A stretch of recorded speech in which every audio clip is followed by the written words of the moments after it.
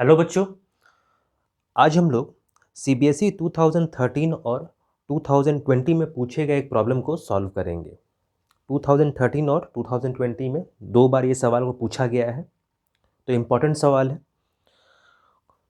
Question कुछ इस तरह से गिवन है, find the equation of the line joining A 1,3 and B 0,0 using determinants and find k if D K0 is a point such that the area of triangle ABD is 3 square units। तो given question जो है ये determinants chapter से है और problem में कहा गया है कि इस प्रॉब्लम को डिटर्मिनेंट्स के हेल्प से ही सॉल्व करना है, ना कि कोऑर्डिनेट ज्योमेट्री के हेल्प से। ठीक है, तो क्वेश्चन एक बार फिर से हम लोग समझ लेते हैं क्या है।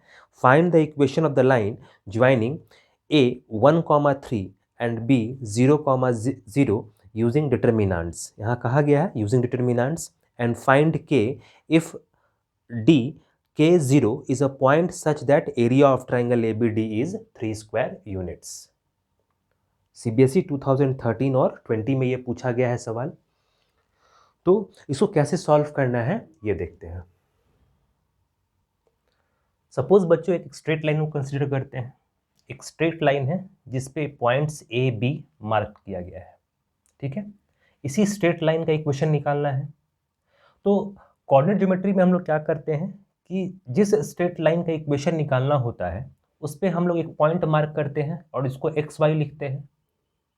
ठीक है, और इस एक्स और वाई में रिलेशन डेवलप करते हैं।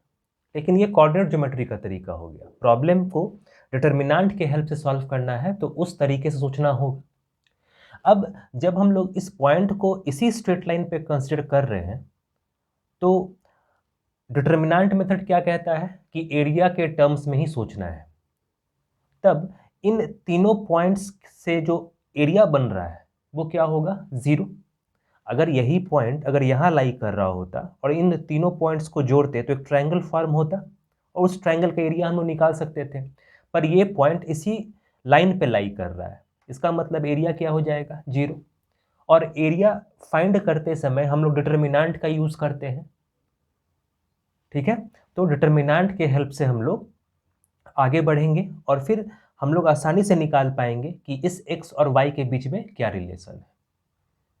इन दो वेरिएबल्स के बीच में जो रिलेशन फाइंड करते हैं वही इक्वेशन ऑफ लाइन होता है। तो जो x और y के बीच में जो रिलेशन हम लोग निकालेंगे ये इस लाइन का इक्वेशन होगा। तो देखते हैं कैसे फाइंड करना है।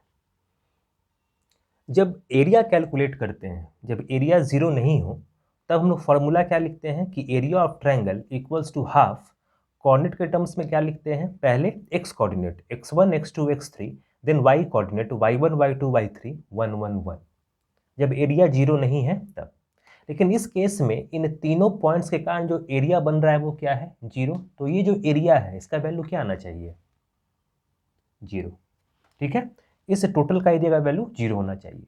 हम लोग अब नेक्स्ट स्टेप में क्या करेंगे कि x1 x2 x3 y1 y2 y3 का वैल्यू यहाँ से हम लोग रखते चलेंगे। ठीक है, और फिर उसको सॉल्व करेंगे। तो नेक्स्ट स्टेप में बढ़ते हैं। अब नेक्स्ट स्टेप में बच्चों हम लोग क्या कर रहे हैं, x कोऑर्डिनेट और y कोऑर्डिनेट के वैल्यूज को रखेंगे। जैसे हम लोग BAP ये ट्राइंगल कंसिडर किए हैं, इसका एरिया क्या होगा, 0।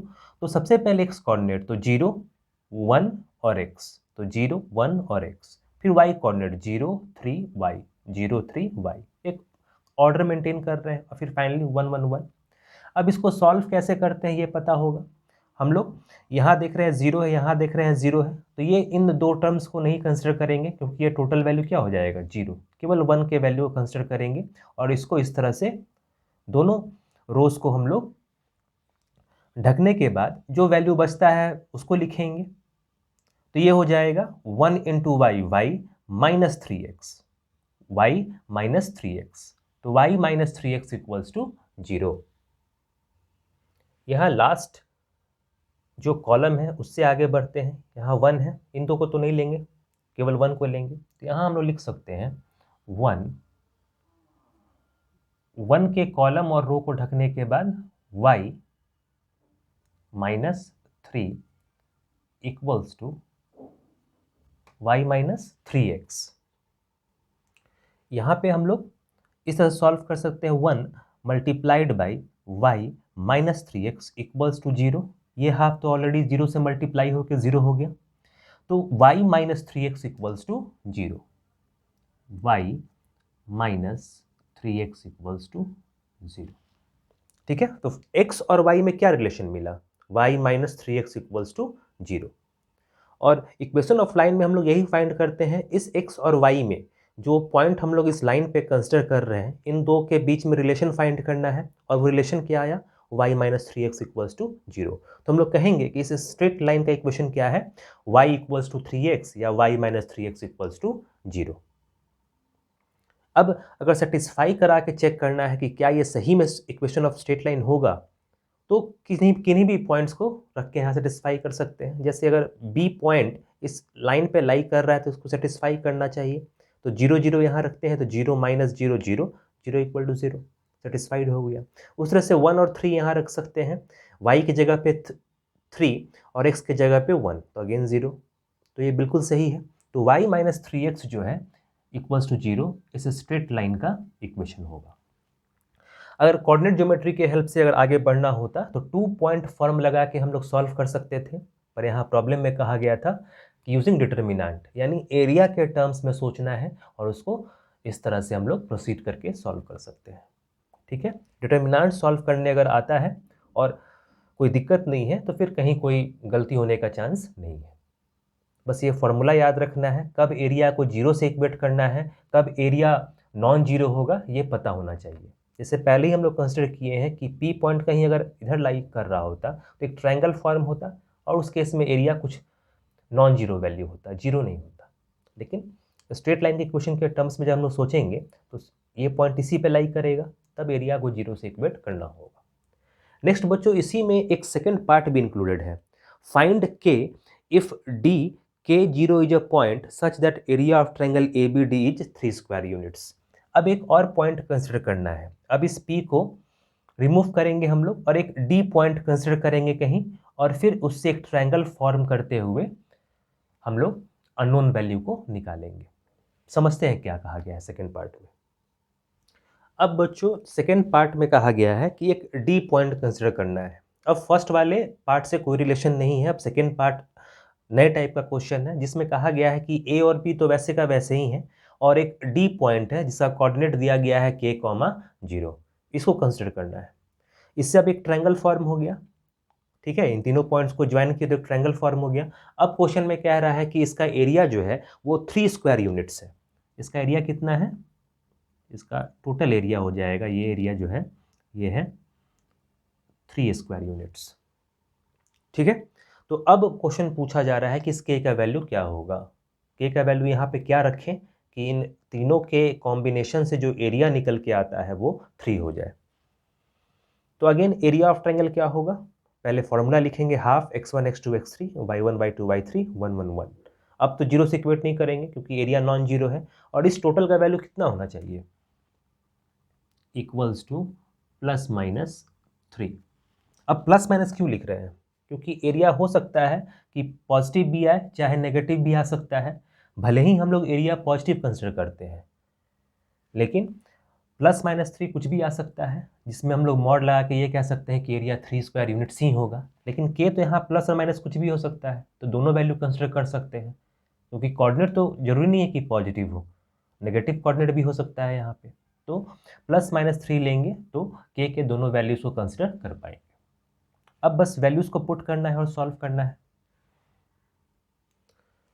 स्टार्टिंग फ्रॉम बी, कोऑर्डिनेट्स को हम लोग फिलअप करते हैं। एक्स कोऑर्डिनेट यहाँ पे क्या है? 0, देन 1, देन के, 0 1 के, देन वाई कोऑर्डिनेट 0 3 0, देन 0 3 0 और 1 1 1 तो रहेगा ही, इक्वल्स टू प्लस माइनस 3। अब सॉल्व करते हुए फर्स्ट दो टर्म को हम लोग रिमूव करेंगे क्योंकि ये 0 है, केवल 1 के वैल्यू को लेंगे, तो 1 मल्टीप्लाइड बाई 0 माइनस 3 के। ठीक है, तो लिखेंगे 1 मल्टीप्लाइड बाई 0 माइनस 3 के। इसका वैल्यू क्या होना चाहिए? प्लस माइनस 3, ऐसा होगा। फाइनली -3k, इसको क्या लिख सकते हैं, -3k इक्वल्स टू +-3, तो एक बार हम लोग +3 भी ले सकते हैं और एक बार -3 भी ले सकते हैं, ठीक है। यहाँ पे ध्यान देना है कि +-3 है और यहाँ हाफ भी है, तो ये हाफ जब इससे मल्टीप्लाई होगा तो ये +-6 होगा, तो यहाँ एक करेक्शन कर लेना है कि ये हाफ मल्टीप्लाइड बाई +-3 ये +-6 होगा। अब यहाँ पे -3 के +-6 के बराबर होगा, तो जब हम लोग पॉजिटिव वैल्यू को कंसिडर करेंगे तो k का वैल्यू क्या होना चाहिए, -2, k का वैल्यू -2 होना चाहिए, ठीक है। और जब यहाँ पे नेगेटिव वैल्यू को कंसिडर करेंगे, जब नेगेटिव वैल्यू कंसिडर करेंगे तो -3k इक्वल्स टू -6, तो negative negative cancel, k equals to 2, तो यहाँ से दो वैल्यू निकल के सामने आया, +2 और -2, तो हम लोग k के दोनों वैल्यूज़ को कंसिडर करेंगे, तो ये हो जाएगा +-2, ये हो गया रिक्वायर्ड रिजल्ट। तो k का वैल्यू +-2 जो है यहाँ रखने पे एरिया क्या होना चाहिए, 3 स्क्वायर यूनिट्स। क्लियर है। तो यहाँ पे जब k का वैल्यू +2 रखें या -2 रखें तो एरिया क्या आएगा, 3। ठीक है, तो ये क्वेश्चन समझ में आया होगा। नेक्स्ट क्लास में हम लोग एक और अच्छे सवाल के साथ मिलेंगे जो कि CBSE में आया हुआ क्वेश्चन होगा और उसको समझने का कोशिश करेंगे, उसको कैसे सॉल्व करना है। तो मिलते हैं नेक्स्ट क्लास में।